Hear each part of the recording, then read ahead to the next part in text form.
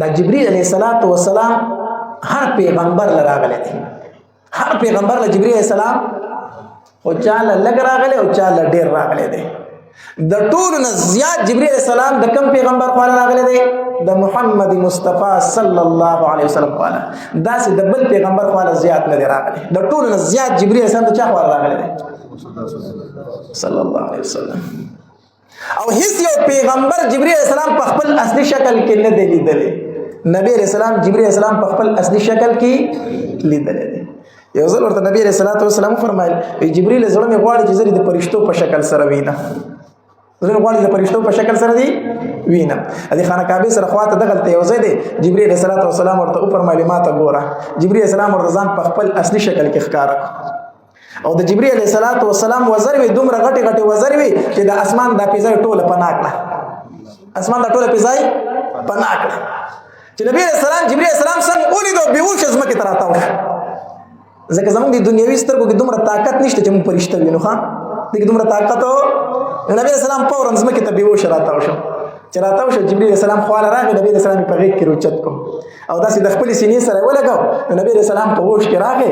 چې په هوش کې راغی جبريل السلام ته فرمایي جبريل د الله پیغمبره د الله محبوبه ته خو د الله رسولي او زه خو جبريل یم، ته ما نه ولې یریږي؟ زه جبريل یم او ته د الله رسول یې، ما نه مه یریږه.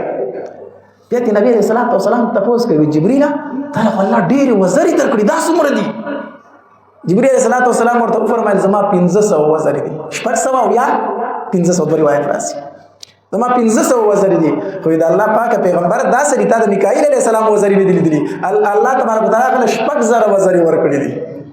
مال 1500 او غل 6000 یو روایت راځي 15000 وزرې ول الله ورکړي دي. دا هغه وزرې خو زما نم ډېرې دي. نو د فرشتو څه دي؟ وزرې دي. نو غرض مې دا کو جبريل السلام په نبی السلام خواله ډېر ذاتو ډېر راتو. نو چې کله نبی علیه السلام د دنیا نه تشریف وړو کنه نو د جبريل علیه السلام زمکه ته راتلل بند شو. ځکه بند شو چې د جبريل السلام کار صرف سره وحی راوړل او دا زموږ عقیده ده چې نبی علیه السلام اخیری پیغمبر دی. د نبی علیه السلام نه وروسته بل پیغمبر راتلونکی نشته دی. کو په هر شکل سره څوک دعوه کوي د پیغمبرۍ زموږ د عقیده د انسان کافر دی. کو په هر شکل سره دعوه کوي. د نبی رسول الله وروسته بل پیغمبر راتلونکی عیسی علیه السلام برازي بطور امتی بوي، بطور امتی. بل پیغمبر وروسته د نبی رسول الله راتلونکی نشته دی. نو د جبريل السلام زمکه ته راتلل بند شو ځکه کاری وحی راوړل، وحی بند شو. خو الله تبارک وتعالى دې امت له یو عزت ورکړ. عزت څه ورکړ؟ په دې اخر عشره کې یو شپه ده چې د ليله القدر شپه ته ویل شي. د ليله القدر شپه په دغه شپه کې جبريل عليه السلام خته دنیا ته راکوزيږي. په کال کې یو ځل جبريل عليه السلام د دغه شپې کې خته زمکه ته راکوزيږي. د ليله القدر ته ليله القدر سولي وي. نو علماء مختلفي وجه لیکلي دي.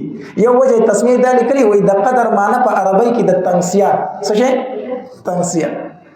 نو دې طبيعت د تنگسیا شپه ویل شي. ليله القدر د تنگسیا شپه. څنګه د تنگسیا شپه؟ وي د اسمان نه دومره فرشتي په دې شپه کې خته دنیا ته راکوزيږي چې دا دنیا په تنگ شي. د دنیا په څه شي؟ دومره فرشتي خته راکوزي شي. ځکه ته ليله القدر ویل شي.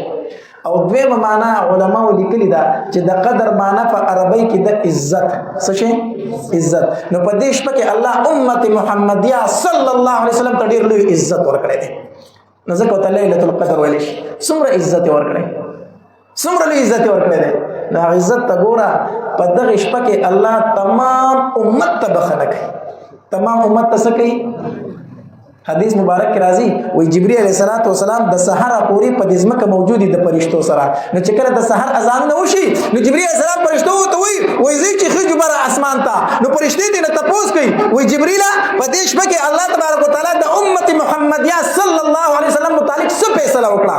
جبريل علیہ السلام ورته فرمایي وی الله د نبی رسول الله تمام امت معاف کو سوا د سلور تنونه.